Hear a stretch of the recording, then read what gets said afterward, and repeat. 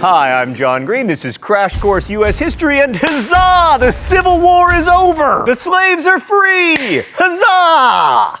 That one hit me in the head. It's a very dangerous crash course. So when you say don't aim at a person, that includes myself? The roller coaster only goes up from here, my friends. Huzzah! Mr. Green, what about the epic failure of Reconstruction? Oh, right. Stupid Reconstruction, always ruining everything.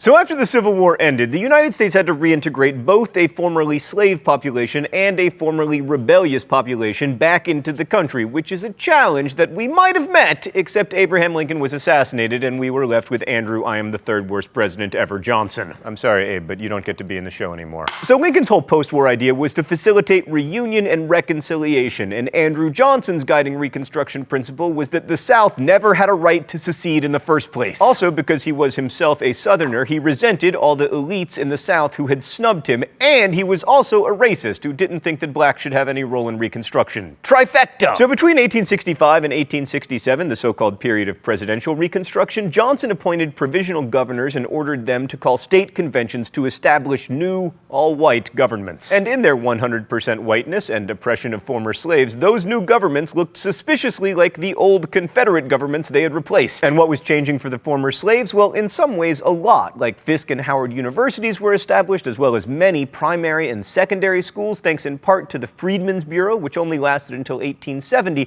but had the power to divide up confiscated and abandoned Confederate land for former slaves. And this was very important because to most slaves, land ownership was the key to freedom, and many felt like they'd been promised land by the Union Army, like General Sherman's Field Order 15 promised to distribute land in 40-acre plots to former slaves. But that didn't happen, either through the Freedmen's Bureau or anywhere else. Instead, President Johnson ordered all land returned to its former owners, so the South remained largely agricultural, with the same people owning the same land, and in the end, we ended up with sharecropping. Let's go to the thought bubble. The system of sharecropping replaced slavery in many places throughout the South. Landowners would provide housing to the sharecroppers. No, thought bubble, not quite that nice.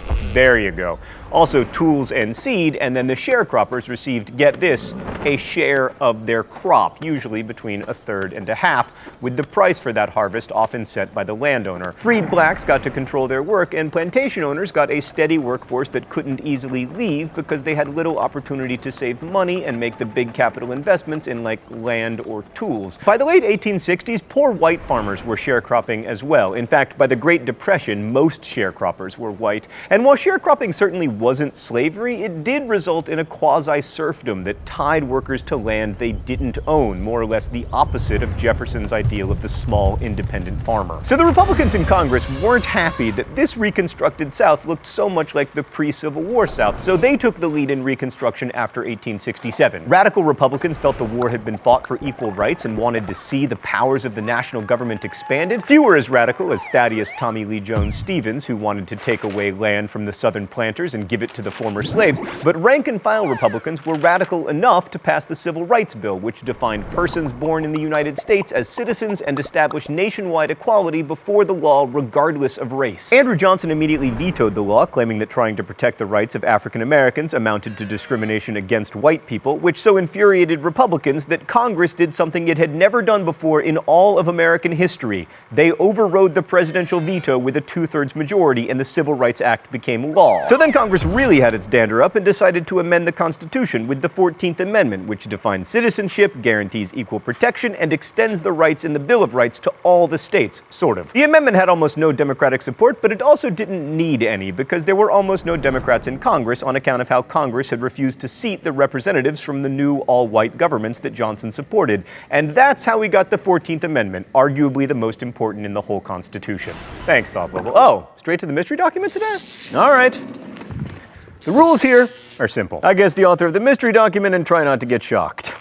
All right, let's see what we got today. Section 1. Be it ordained by the police jury of the parish of St. Landry that no Negro shall be allowed to pass within limits of said parish without special permit in writing from his employer. Section 4. Every Negro is required to be in the regular service of some white person or former owner who shall be held responsible for the conduct of said Negro.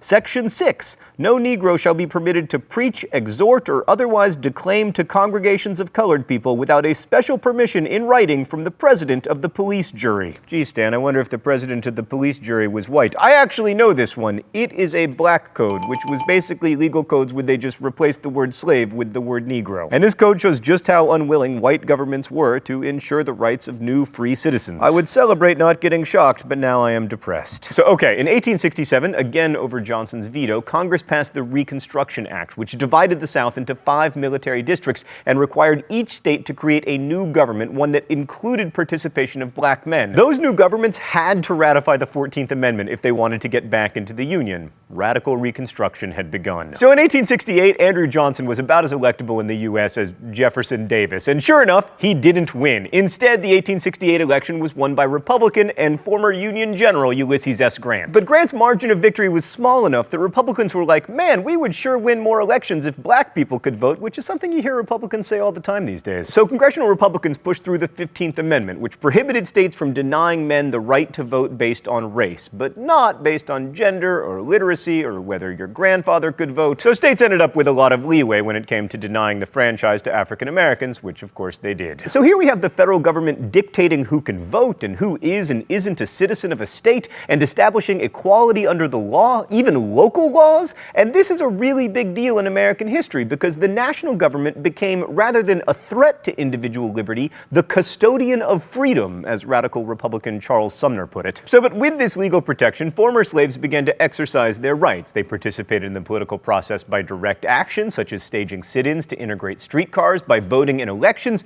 and by holding office. Most African Americans were Republicans at the time, and because they could vote and were a large part of the population, the Republican Party came to dominate politics in the South, just like today, except totally different. Now, Southern mythology about the age of radical Reconstruction is exemplified by Gone with the Wind, which of course tells the story of Northern Republican dominance and corruption by Southern Republicans. Fortune-seeking Northern carpetbaggers, seen here, as well as Southern turncoat scalawags, dominated politics, and all of the African American elected leaders were either corrupt or puppets or both. Yeah, well, like the rest of Gone with the Wind, that's a bit of an oversimplification. There were about 2,000 African Americans who held office during Reconstruction, and the vast majority of them were not corrupt. Consider, for example, the not corrupt and amazingly named Pinckney B.S. Pinchback, who from 1872 to 1873 served very briefly in Louisiana as America's first black governor, and went on to be a senator and a member of the House of Representatives. By the way, America's second African American governor, Douglas Wilder of Virginia, was elected in 1989. Having African American office holders was a huge step forward in terms of ensuring the rights of African Americans, because it meant that there would be black juries and less discrimination in state and local governments when it came to providing basic services. But in the end, Republican governments failed in the South. There were important achievements, especially a school system that, while segregated, did attempt to educate both black and white children. And even more importantly, they created a functioning government where both white and African American citizens could participate. According to one white South Carolina lawyer, we have gone through one of the most remarkable changes in our relations to each other that has been known perhaps in the history of the world. That's a little hyperbolic, but we are America after all.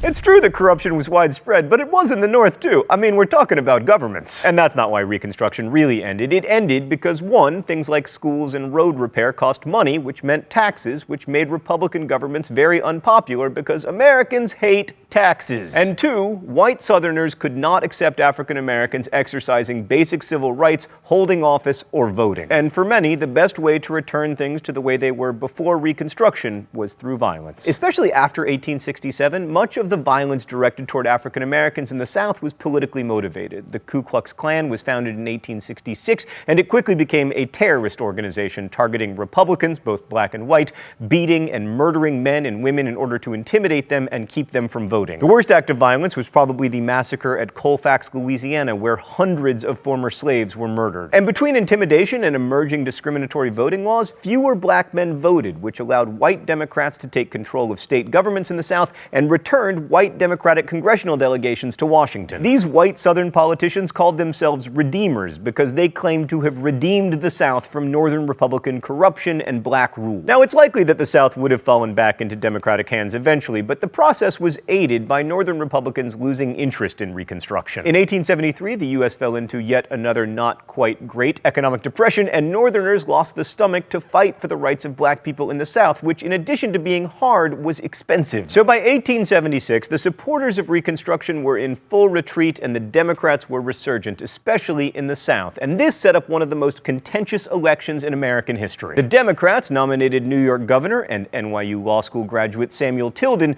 The Republicans chose Ohio Governor and Kenyon College alumnus Rutherford B. Hayes. One man who'd gone to crash course writer Raoul Meyer's law school, and another who'd gone to my college, Kenyon. Now, if this election had been based on facial hair, as elections should be, there would have been no controversy. But sadly, we have an electoral college here in the United States, and in 1876, there were disputed electoral votes in South Carolina, Louisiana, and of course Florida. Now, you might remember that in these situations there is a constitutional provision that says Congress should decide the winner, but Congress shockingly proved unable to accomplish something. So they appointed a 15-man electoral commission, a super committee if you will, and there were 8 Republicans on that committee and 7 Democrats, so you will never guess who won. Kenyon College's own Rutherford B. Hayes. Go lords and ladies! And yes, that is our mascot. Shut up. Anyway, in order to get the presidency and win the support of the super committee, Hayes's people agreed to cede control of the South to the Democrats and to stop meddling in Southern affairs, and also to build a transcontinental railroad through Texas. This is called the Bargain of 1877 because historians are so good at naming things, and it basically killed Reconstruction. Without any more federal troops in southern states and with control of southern legislatures firmly in the hands of white Democrats, the states were free to go back to restricting the freedom of black people, which they did. Legislatures passed Jim Crow laws that limited African Americans' access to public accommodations and legal protections. States passed laws that took away black people's right to vote, and social and economic mobility among African Americans in the South declined precipitously. However, for a brief moment, the United States was more democratic than it had ever been before, and an entire segment of the population that had no impact on politics before was now allowed to participate. And for the freedmen who lived through it, that was a monumental change, and it would echo down to the civil rights movement in the 1950s and 1960s, sometimes called the Second Reconstruction. But we're going to end this episode on a downer, as we are wont to do here at Crash Course U.S. History, because I want to point out a lesser-known legacy of Reconstruction. The Reconstruction amendments and laws that were passed granted former slaves political freedom and rights, especially the vote, and that was critical. But to give them what they really wanted and needed, plots of land that would make them economically independent, would have required confiscation, and that violation of property rights was too much for all but the most radical Republicans. And that question of what it really means to be free in a system of free market capitalism has proven very complicated indeed. I'll see you next week. Crash Course is produced and directed by Stan Muller. Our script supervisor is Meredith Danko. The associate producer is Danica Johnson. The show is written by my high school history teacher, Raoul Meyer, and myself, and our graphics team is Thought Cafe. Every week there's a new caption for the Libertage. You can suggest those in comments, where you can also ask questions about today's video that will be answered by our team of historians. Thank you for watching Crash Course. Don't forget to subscribe, and as we say in my hometown, don't forget to be awesome.